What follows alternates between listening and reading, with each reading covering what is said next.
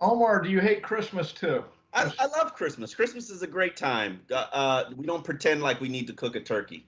What do you eat? What do you eat at Christmas? So it's Jamaican food like curry goat, it's a jerk chicken, some fried chicken, some ham. There's always ham. Yeah, we don't pretend like ham can only be cooked on Thanksgiving, like we do turkey. That's the treat. That's the treat of Thanksgiving. You get that food. It takes a lot to make that food. That's the problem. Okay, you know how it's a 2-day process to make the food. See, but if we cared about turkey, it would be offered on restaurant menus on a regular basis. But Boston Market's the only person. I'll give you that valid point. However, you cannot deny it tastes great. You can't deny it. It's so. And people always say, "Oh, you just haven't had my turkey or my wife's turkey." No, turkey doesn't taste great. It doesn't.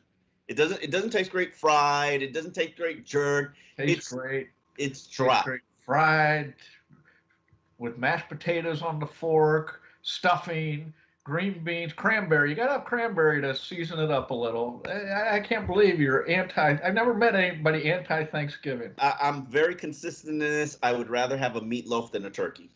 Just make me a nice meatloaf. It goes great with mashed potatoes and gravy. I can see the Kelly household as though everybody else getting some great turkey around, and Mom just slams down a little meatloaf in front of Omar. I actually make fried chicken for myself on Thanksgiving, and then everybody wants the fried chicken that I made because they don't want to eat turkey. So. No, they just tell you that so you stay out of the turkey. No. Tell Omar the chicken's better. He'll stay with that. Chicken is way better than turkey. No, not even a debate. If turkey Thanksgiving. Not on Thanksgiving. Okay, I'll give you your Thanksgiving. Thanks, sir.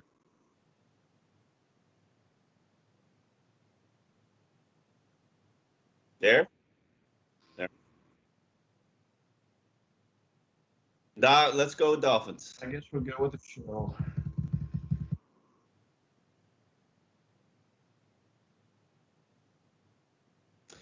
Well, the honeymoon has come to an end. The Denver Broncos ensured that happened with last week's upsetting 20-13 road loss.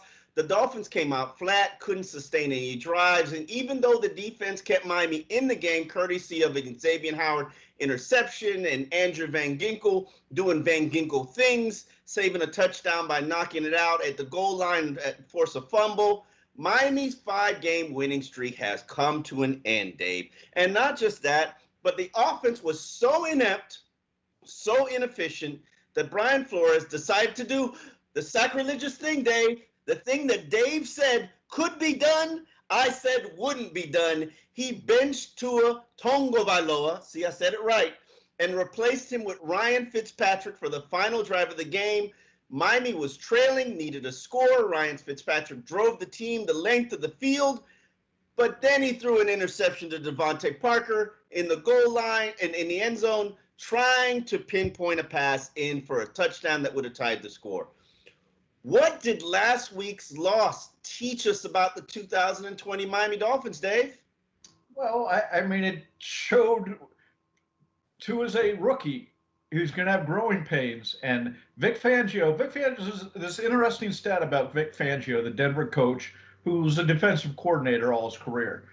He's 18-7 against rookies. So he knows how to mess with their minds, and he did with Tua's mind, took away the quick 3-step read, and they put a lot of pressure on him, and he wasn't able to handle that. So one step back by Tua, but our first question from JP Ducey, Omar, which is, or excuse me, the idea being was Brian Flores right in benching him? I think he's 100% right in benching him. There's this unwritten rule. Well, protect the quarterback. No, you could tell he was confused. You could tell the offense was going nowhere with him that day.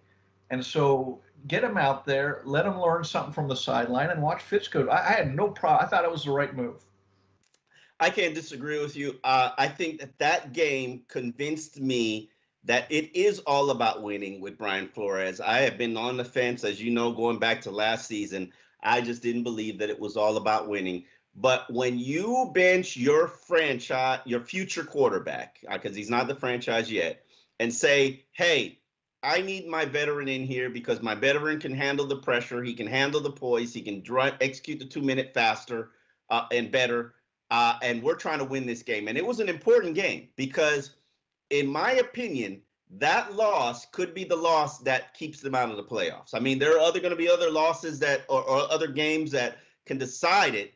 But that loss, they needed that game. And right now, they're in a tough position. Their backs are up against the wall for the final 6 games of the season. Let's get to our first question, which comes from JP Ducey. Will this be the Mile High Drop 2, or will this team learn from the loss and finish strong? When he's referring to the Mile High Drop, he's referring to a game that we referred to in 2014. It was a Joe Philbin team. Joe Philbin made sure that locker room was clean. And Peyton Manning was on that Denver Broncos team. Adam Gase was actually the offensive coordinator. And what Denver did was they effectively and efficiently ran at Cameron Wake. And we had never really seen that before. But you know what the rest of the league did in the final 6 games of the season? They also ran at Cameron Wake. And I think in those final 6 games, I think they allowed over 1,000 rushing yards. Just teams were pummeling Miami on the ground. And that game kind of inspired them to rebuild the defensive line, and it never was the same after that. But could this be the Mile High Drop 2, Dave? Well, we've been wondering here, if you've been listening, why teams haven't run at the Dolphins. We have. And tried to, right from the first game. And New England did, effectively with Cam Newton in part, but they ran the ball. And teams have gotten away from it. I've never understood that, because that'd be the plan A going into play the Dolphins. And whether other teams needed this lesson from the Broncos or not, I'd be mystified. But it's also what the other teams can do. Can the Jets run the ball? Can the Bengals run the ball? I mean, and these are the next 2 teams. The Dolphins get a chance to right themselves in good part because of the schedule. Okay, they get a chance to say, okay, we didn't have a good game, but we know we had 5 games before that said who we can be. They get a chance to get right back to that, and there's no reason I don't think they won't do that. UCR42 asks our next question. The Broncos clearly found something running at Kyle Van Noy on the left side. Was it poor edge setting, poor run fitting from the linebackers, or both? To me, this is an issue where I think Kyle Van Noy's hip injury probably played a factor in it. Yeah. He was limited last week. He suffered a hip injury in Miami's victory over who was before Denver. I can't remember the Chargers. Yeah, suffered a hip injury over the Chargers, and here's my issue. I think they've done an okay job setting the edge. I don't think the run issue is mostly the edge setting right now, but I think it was confounded and became more complicated because of Kyle Van Noy's hip injury. They certainly attacked the right side of the line. That's not just Kyle Van Noy. That's also Emmanuel Ogbah. That's also Eric Rowe. And right now, if the sad thing about it is, I don't really have that many great options to replace Kyle Van Noy, because Andrew Van Ginkel, he's decent, he's good, he's a trending player upwards, but is he ready to set the edge? And I think he's shown you good spurts of edge setting, but that's not necessarily his strength. And Kamu Gregoire-Hill, he's more of a coverage safety guy. So unless we're going to get Sam Eguavoen in there to sort of set the edge and do a better job in run defense, I think you have to stick with Kyle Van Noy. All right. Along the same lines, Jason wants to know how much of an impact was Christian Wilkins' absence on the defensive line's performance? I think it was a tremendous. He's a first-round pick. He's a 2-year starter. He's a reliable guy. I'm not going to necessarily say he's a difference maker, but from a depth standpoint, I think Raekwon Davis and Zach Sealer ran out of gas. And we saw Raekwon Davis. He played his best game of the year against the Chargers, and then, he probably played his worst game of the year against Denver. It just didn't look right. And you can't ask defensive tackles to play more than 40 snaps a game. I think that they're right up there, and they need another guy in that mix. You already lost Davin Godchow and Christian Wilkins. Hopefully he comes back from COVID this week. Yeah, I think you add all that up together. The Kyle Van Noy, it looked clearly something was bothering him on the field, and then the assumption is it's his hip injury, and he'd been battling a couple other things through, before that. So, and then you don't have Wilkins in there. You start subtracting things you can, not just talent, which is obvious, but things you can do defensively. And so, the Broncos, to their credit, took advantage of that. Not real smart, but they did it. What I like about the 5-game win streak is it was clear and obvious that Brian Flores and the coaching staff, they were out coaching their opponents. They just had superior game plans on all 3 phases of the game. They're playing good team football. Well, we had one game where they didn't. That doesn't mean what we saw in the first 5 games just becomes negated like it didn't happen. I think they've got to adjust. They've got to adjust for some injuries. They got to adjust for some wear and tear of players who are probably playing a little bit too much. They got to give maybe the players a little bit more rest. And this is all part of coaching. All right, Mike wants to know, what's the cause for all the offensive woes? We could just spend the whole show on this, Omar. This might take a while. So it's actually offensive line woes. So this is right in my wheelhouse, Dave, because I don't think it's just the offense. And I know that the offensive line, they sort of, when you have 6 sacks, that's 6 drive killers. So ultimately, okay, that's 6 drives that just got ruined. You can't afford that many drives being ruined. And I think that the offensive line's issues start with the fact that they don't have athletic guards. And yeah, I think Eric Flowers is doing a decent job, but is he an athletic guard that can pull? No, he's not. And Solomon Kinley, I would argue to anybody that he is the weakest link on the offensive line. Yes, he's played decently as a rookie, but he's giving you John Jerry-esque play, which is he's not getting bowled over in pass protection, but he's certainly getting run around sometimes, and he's not helping you in the run game. He's not moving people, and he's not getting to that second level. He's not pulling. To me, they've got to address that right guard position. Unfortunately for Miami, Jesse Davis is out with COVID. He's on the COVID reserve list, and if he doesn't come back on Thursday, that means he's got the Rona. And it's just the reality of it, because he needs 3 positive tests. He's been out. He was put on the list on Monday. That means you get tested Tuesday, you get tested Wednesday, and you get tested Thursday. If by Thursday, Tuesday, Wednesday, Thursday, I guess he can be back Friday. If he's not, then you got to go with Michael Dieter or Julian Davenport or Adam Pankey. And then we're getting into an area where I'm getting, as Joe Philbin would say, a little queasy, Dave. I tell you, Omar, and I've been patient with the offensive line because for all the obvious reasons, okay, new players, new system, et cetera. No chemistry. But now's when you want to start seeing some development here. We're in the second half of the season. I'm not saying great, but you want to see some development. And you didn't see it in that game. You saw everybody across the board from the first play when Austin Jackson's facing a premier pass rusher, Bradley Chubb, and he's just beaten into the inside. And Austin Jackson is the plug and play rookie of this class. He stepped in and he's been very good. Come back after an injury now, but when that happens, and you look at, it was everybody on the offensive line, and it was Tua holding the ball. Every sack he held the ball more than 3 seconds.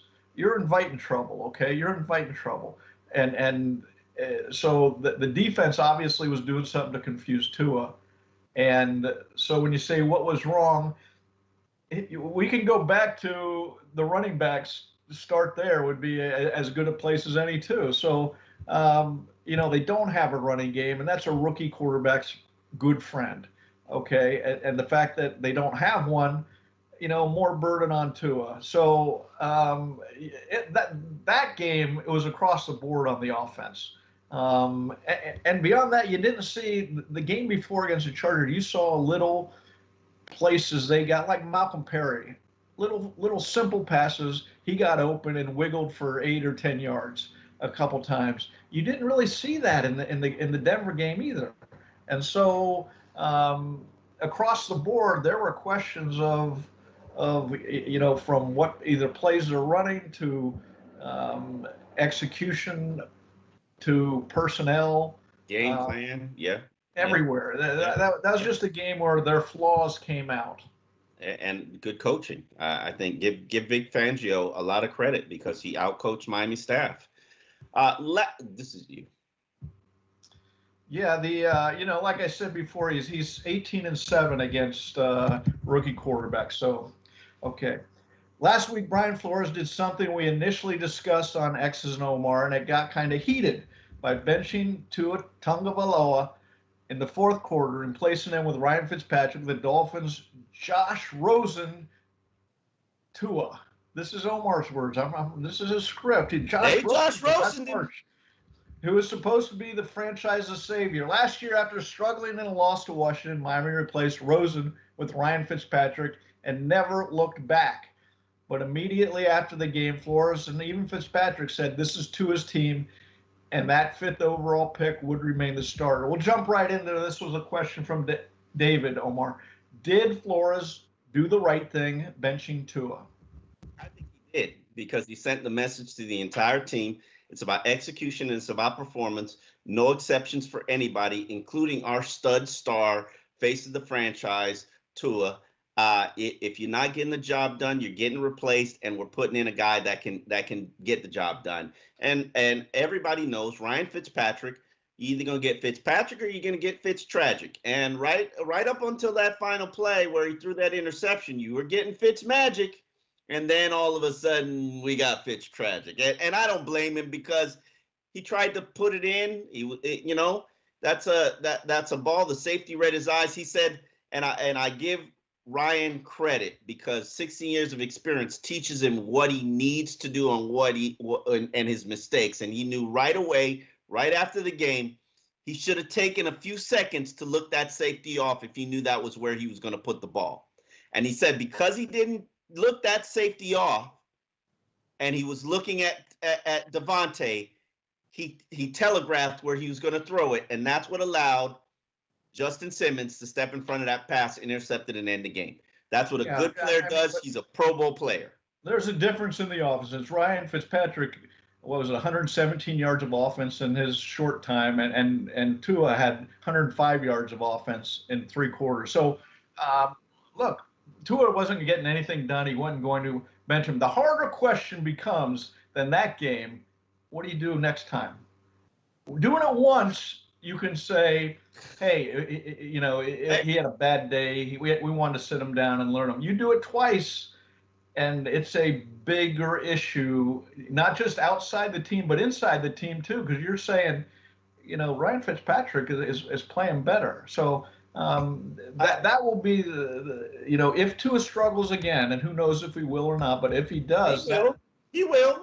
Let's not deny it. He will. Well, I mean, in the next week or two, not somewhere. Yeah, somewhere. It's about whether or not. And we've had this argument, we've had this discussion, and you said you'd Rosen him, and I say that you can't Rosen him, and because it's about his development, it's about his progression, it's about him learning. But I will say this: I gained more respect for Brian Flores benching Tua than at any point in the last 2 years of Brian Flores as a coach, more than the 5 wins that he had last season, because that proved to me, without a moment of doubt, that it's about winning. And I had always suspected that it wasn't always about winning. So when he benched Tua, it said to me, when he decided to play Tua, he felt like Tua gave him the best chance to win long term. Not necessarily. I think they're about even right now in terms of quarterbacks. Ryan Fitzpatrick and Tua, I think they're about even. But I would give Fitz the edge in the exact same reason why Flores put him in there. Reading defenses, 2-minute hurry up and making in-game adjustments. Fitz has that edge. And when you need it, you might need to rely on it. When people say Ryan Fitzpatrick was the better quarterback to play, to me, they're missing the point. And we've talked about it. The point is, in a month or 2 months, he might not be. Where will Tua's development be? And that's what it always is with young players. It's just, exponentially louder with the quarterback position. But this is the right thing to do. And it gets a little trickier now that he's been benched once. But again, I'm with you. I respect Flores for trying to win the game when it was obvious Tua wasn't going to do anything that day. He was trying to win the game, and props to him. When he put Tua, I didn't always believe when he put Tua in, when he made the decision to go to Tua. Tua wasn't the better quarterback. Everybody knows Tua wasn't the better quarterback, but long term, he could potentially be the better quarterback. And 6 games from now, he probably would be the better quarterback. But he's got to learn. He's got to take his lumps. He's got to take his bumps. He's got to continue to grow and progress.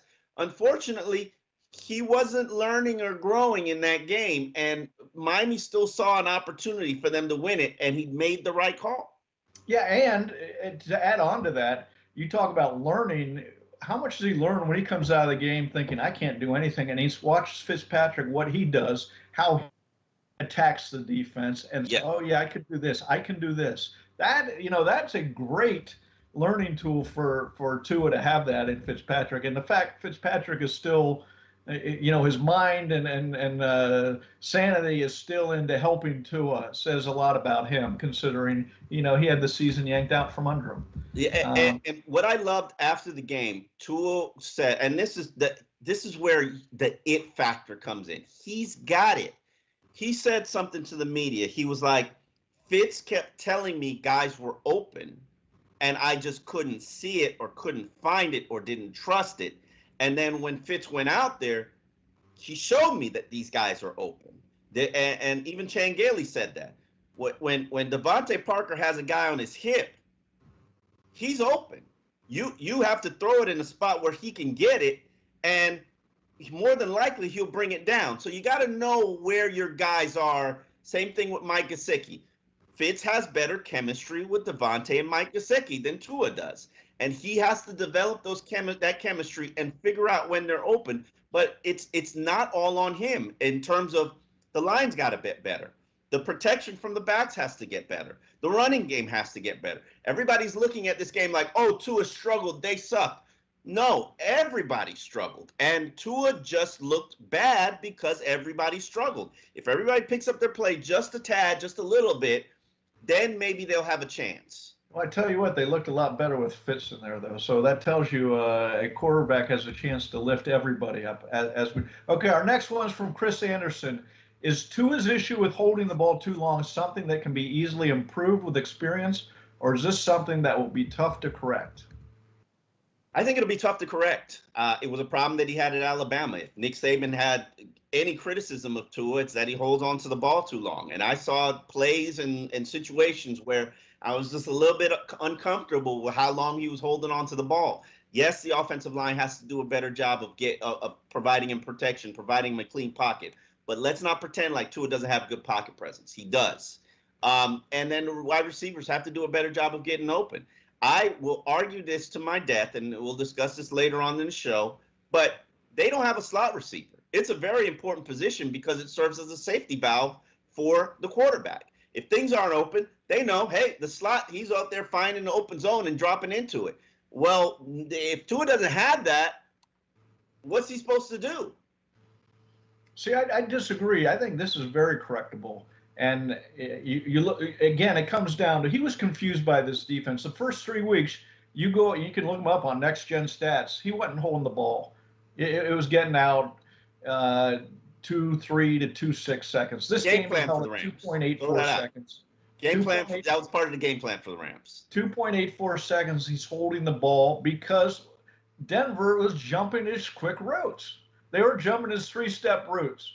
And now he's got to look elsewhere and wait for guys to go into their secondary or his other receivers. And he was confused by what Denver was doing. And credit Denver with that. But is it correctable? Sure. Absolutely it's correctable.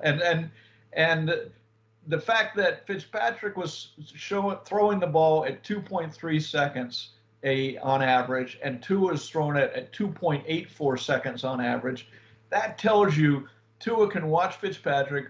Okay, what were you seeing? And again, it's a good quarterback room in that regard, and he can learn right away what he wasn't doing to the defense and what Fitzpatrick was doing to the defense. I think this is correctable. There's other issues that I don't think are correctable.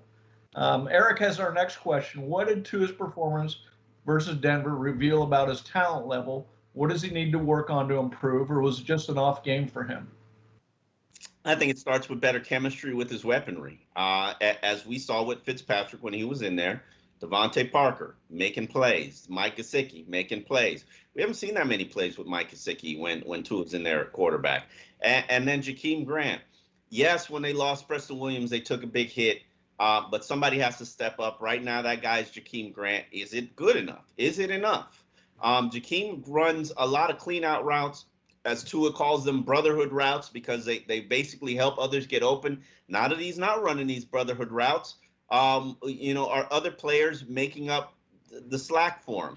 And then it's important to have those brotherhood routes because you're clearing things out for other players. And right now the field looks a little bit crowded. Also, it would be nice to see a deep bomb to Jakeem or another receiver. This is a very dink and dunk offense right now, and the explosive plays just aren't present. The run after plays just aren't present. So it's not just about Tua's performance. I think it's a bigger issue in terms of the talent that's around him. Well, I think if we're going to zone in on Tua here, a couple things. One is Denver got a good rush in the middle when they wanted. And I couldn't tell if Tua was having trouble seeing downfield or he was just like any quarterback reacting to the pressure inside. Now, because he's smaller, that pressure inside can have a more pronounced effect. He can't see the whole field at times. So he had a giant line at Alabama. I don't know if that plays. Well, the other thing that it's become obvious, he's not a running quarterback. I thought he's mobile, he's agile, he can. Yeah. He does not run. He is not a good runner. And I wrote about this in a column that's online right now. He's not a scrambler. He's not Lamar Jackson or He's not Russell Wilson either. He's not Russell Wilson. Yeah, I think he's a Russell Wilson. I mean, when he was running for first downs against, what game was that? Arizona. He had 35 yards. Everybody wanted to put the crown on him then, but now all of a sudden he can't run for first downs. Don't factor in, he also had a foot injury, Dave. He had 35 yards rushing against Arizona. He hasn't had more than 2 yards rushing any other game. Do you want him scrambling around, Dave? Is that what you want? You want to scramble the quarterback? His speed. I want a guy who has the ability to turn a corner. Last game, he was running to the edge. Bradley Chubb and Deshaun Williams, 2 defensive linemen, ran him out of bounds. He does not have speed to turn the upfield or to outrun people. I disagree with you. You saw it against the Cardinals. All of a sudden, you didn't see it. Bradley Chubb is a very talented player. He was a top 10 pick. His time at Alabama in the 40 was 4.76 as a freshman. So we don't have freshman. You don't think he got faster? Hell, he had a hip injury. Dave, he's mobile. He's not a scrambler, but he's mobile. He's not like a statue in the pocket. I said he's mobile. He's not. He can't run though. He's not. You want a scrambler? Is that what you want? You want a scrambler? I want a guy who look. If you're telling me most small quarterbacks who are successful can run. Okay. He can't run. He can't run, Omar. He hasn't. He did it once in 4 games, and that was really one play. He ran for 17 yards. Great play for a first down late in the game against Arizona. Okay, but other than that, he's not running, and that what that says, it puts a premium on his other talents. He's got his accuracy, which is great. His release, which is great. His arm strength, which is not, it's average. It's average. Okay, but I don't want him running. I don't want him scrambling around, Dave. I don't want him looking like Kyler Murray or Lamar Jackson. I want him to. My point. I want him to do what Fitz does. What would you say? When defensive linemen can chase him down, that's a scary thing because it means. Look how he got injured at Alabama. He got run down by a defensive lineman. Look how many defensive linemen chase down quarterbacks all the time. He's got the same ability as Dak Prescott. Dak Prescott got chased down by a defensive lineman. It happens, Dave. These guys are 6'4", 260 pounds, running 4.5s. Their job is to chase you down. They don't run 4.5s anymore. They don't run 4.5s on the defensive line very often. Okay. Bradley Chubb runs. I'm gonna look Bradley Chubb. I looked it up. Runs a 4.66. Okay. All right, you beat me to it. He's not a runner, is all I'm saying. Okay. So your quarterback has to be a runner.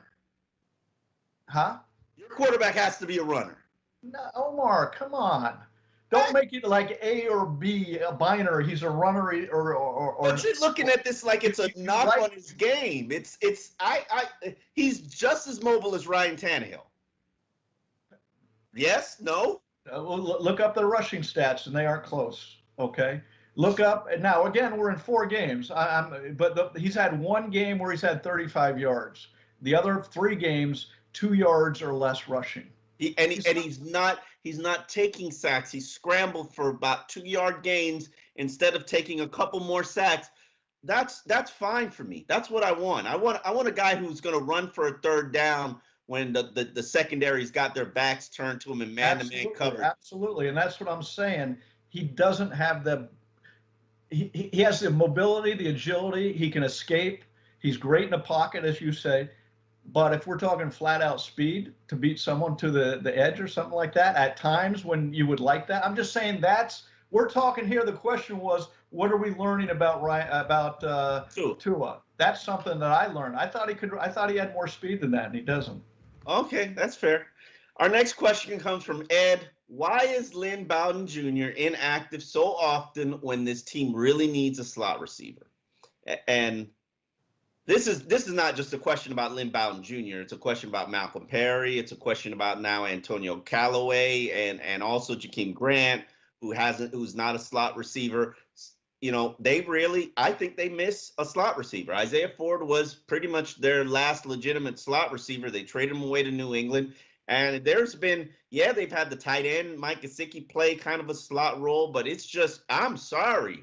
And I asked Brian Flores about this earlier this week, and I got an answer that just really puzzled and troubled me. Because here we are, we're talking about a head coach that spent, how many seasons did he spend in New England? Where he saw some of the best slot receivers in the game.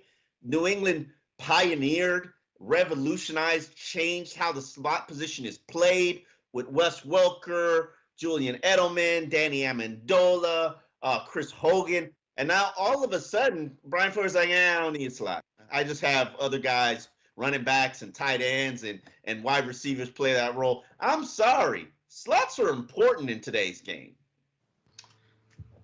The question is, does he really believe that, or is he answering that because that's what he feels like his roster? He doesn't have a slot receiver ready. And the question about Lynn Bowden, look, we don't see the practices.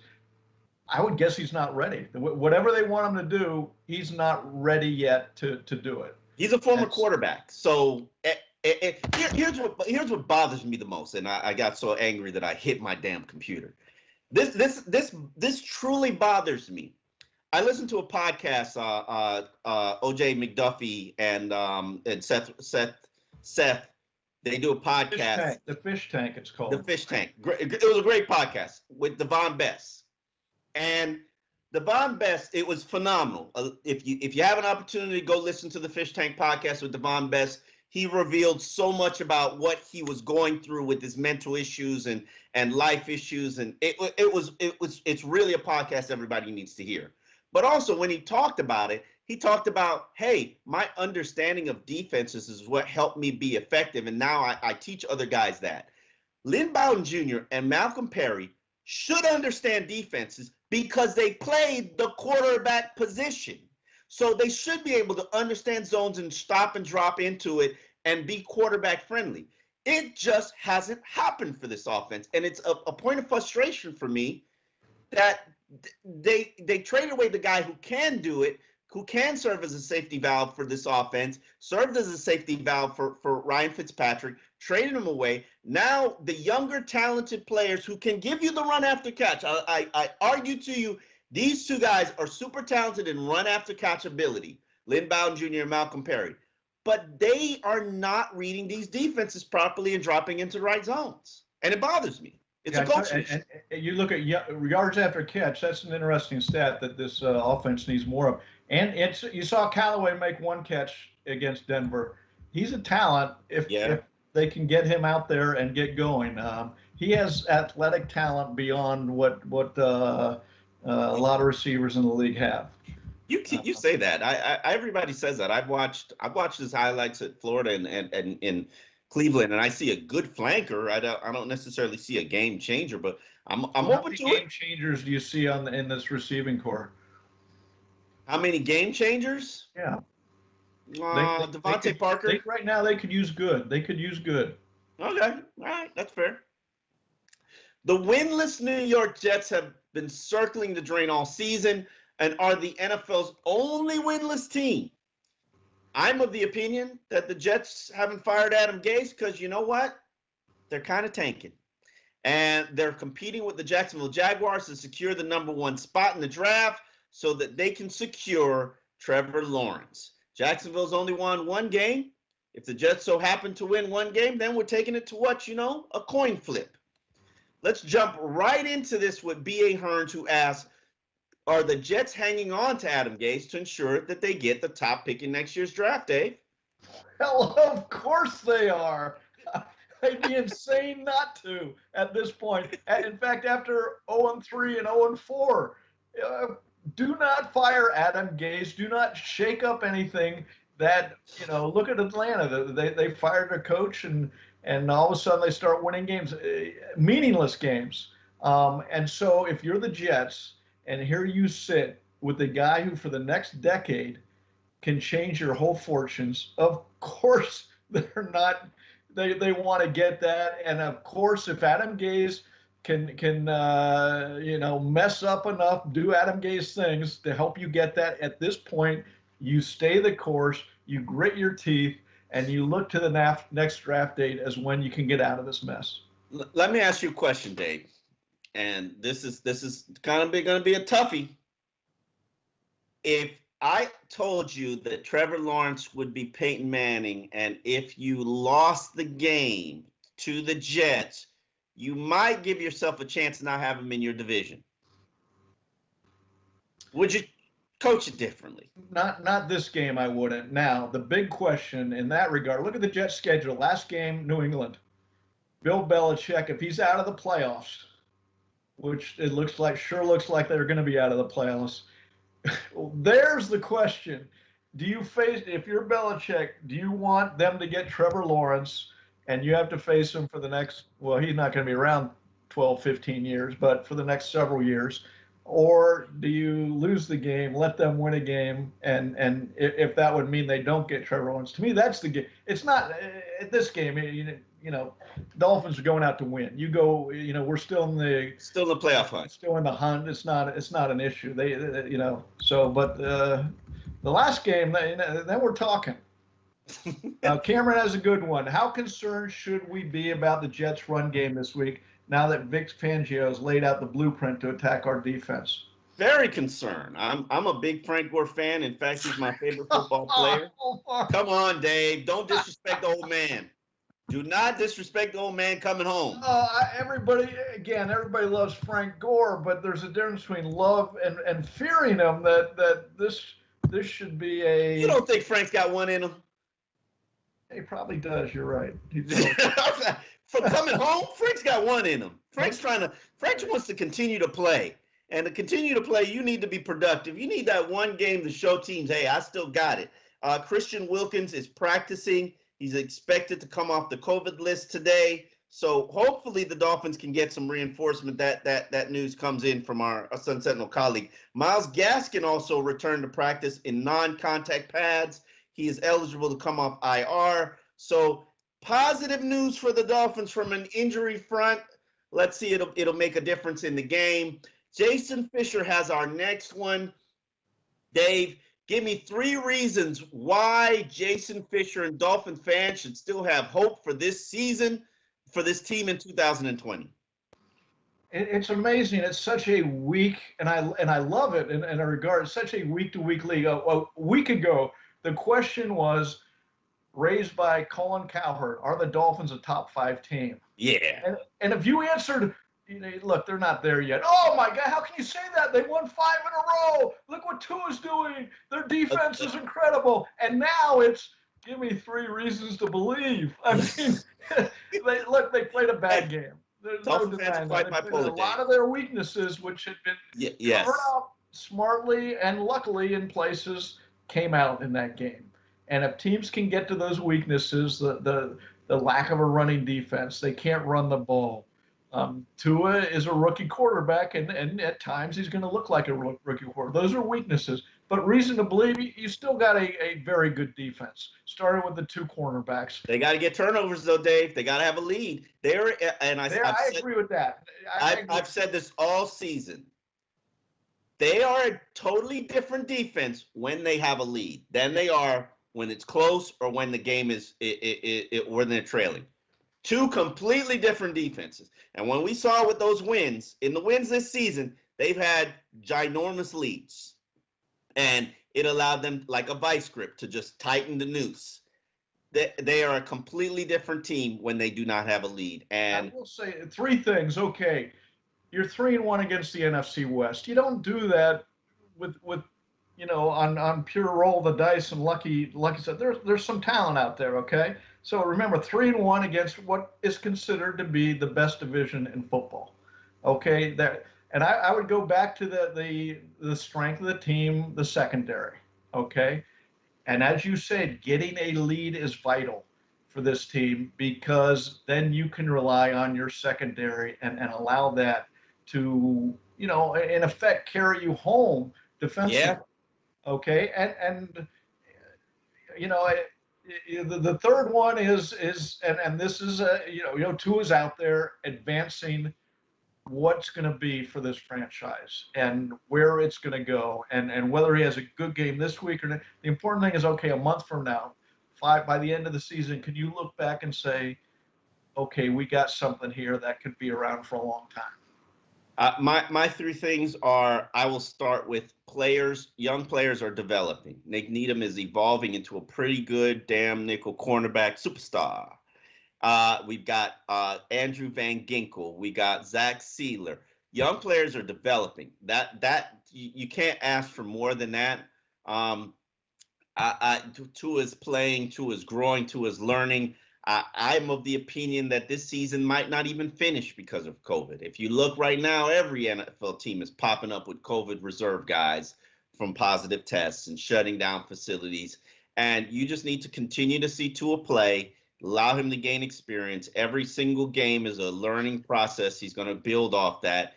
And then, just like Dave said, the defense. Yes, they need a lead so that they can play with their aggressive style, pull out that amoeba defense and start to be aggressive with quarterbacks and force them into mistakes. Xavier Howard's playing out of his mind, looking like the best cornerback in the league. He's producing a turnover just about every week. You got to put yourself in position where the defense can finish out games for you. So right now, I think if they can get their offense into gear, if they can establish a rushing attack, it bothers me so much, Dave. Like, it's so frustrating to see them rebuild the offensive line, go out, get 2 free agents, and still not be able to run the ball. Yeah, I want to see the progress. If you want one thing I'm looking for the rest of the year, 2 obviously, beyond that, is the offensive line. Because they're at a point now, they've had some time together. Yeah. I want to see some progress. I don't want necessarily greatness, but I don't want to see last week where you're struggling to do anything well. I said this from early in this season, Dave. Fitz was masking a lot of shortcomings on that unit, and they were not performing as well as a lot of people thought, and now you're starting to see it. And I I got to admit, I'm not that optimistic. And I hope I'm wrong because I love the trench play. And I hope Jesse Davis can get in there and solidify things at right guard and start to turn the corner and be an effective pulling guard. But I just don't see it, Dave. I just don't see it. I'm More sorry, is Omar. needed. When you say I'm not optimistic, I go back to the start of our pre-show conversation.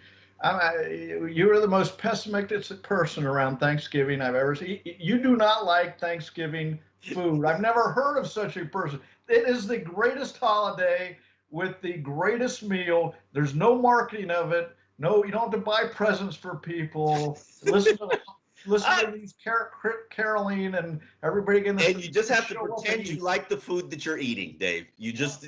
Omar. Yeah, you do. You got to pretend you like stuffing, even though you don't eat it any other day of the year. You got to pretend you like potatoes. You got the stuffing. You got the green beans. You got cranberries, which are always a necessity. And then down here, you get key lime pie or pumpkin pie for dessert. What more do you want in a meal? I'd rather some lechon. I'd rather some fried chicken. I'd rather food that I'd like to eat. Some ribs. Let's not pretend turkey's good. That's for 364 other days a year. We just save the food that you don't like to eat for one day a year and call it a holiday. Now you're coming aboard at least. All right, prediction time, and this should be easy, shouldn't it? I mean, this. Let's be honest. It's the Jets. They haven't won a game. You don't factor in a Adam Gase revenge game. You go for it. If you think he's got it in him, they probably do have one game in him. They might have used it a couple of weeks ago against the Patriots. They lost at the very, the final seconds. I think his team has quit on him. I think they don't have anything for him, and they're just going through the motions. I've covered Adam Gase teams that have quit on him. So I covered Adam Gase teams where he's quit on the team too. So we might have a case both sides are quitting on each other. I mean, if he doesn't win a game, he'll probably never be a head coach in the NFL again. And if he wins a game, is he going to be a head coach again? If he wins one, I mean, no, not really. Josh McDaniels rebuilt his career. Adam Gase will probably have an opportunity to rebuild. He'll have to go and rebuild his career somewhere, to have another chance. Hey, Gase can go be on TV, and he's got a personality. No, Omar. No. You remember that press conference in New York without the hat? All you got to do is allow him to wear his hat. He's very uncomfortable without the hat. The eyes, Omar. I'm not sure they would play well on TV. That's fair. That's fair. That's mean-spirited, but it's. He's just, I don't know. Rex Ryan does well. I think Adam Gase can do TV. I'm sorry, but I would like to see him continue to coach. His personality wears on teams. That's just the reality of it. I want to see him grow a little bit, mature a little bit. I think he can be a head coach one day. Probably he's just 50. He's 50. I mean, around there. I mean, what age-wise? No, he's probably early 40s, isn't he? Yeah, he's early 40s. He's around my age. He just needs to probably redeem himself as an offensive coordinator somewhere. Find him the next another Peyton Manning, and he'll be right in there in terms of coaches that need another shot and opportunity. I got the Dolphins 24-17, and it's one of those I would expect they get a lead and never challenge the whole game. Yeah, I think I have the exact same prediction. 24-17 Dolphins victory. This is a game. I hate to say it, but this is a must-win game, Dave. This is a must-win game. If you want to keep your playoff hopes alive, you want to be in the mix in December, you got to win this game. You got to get to 7, then you got to get to 8, and you got to you got to find a way to win 2 of the final 4. It's a tough stretch in the final 4, but if you want to be the franchise that people think you can be, a playoff contender, and I do believe they can be a playoff contender. I do believe that they have what it takes to be a playoff team. They got to finish strong. I like those must-win games against 0-10 teams. I mean, I'd love to be a coach have that must-win, but you're right. It is a must-win because they can't cough up 2 games to 2 bad teams in a row. Yeah. Well, thank you for watching X's and Omar. You can find us on any streaming podcast site that you find, or however you find your podcast. Just search for X's and Omar, and it's right there. We also have it on the Sun Sentinel website, produced for us by Emma Kate and Sean Pitts. Thank you guys for watching. See you next week, next Wednesday. Happy Thanksgiving. Bah humbug. That's next time. I love Christmas stuff.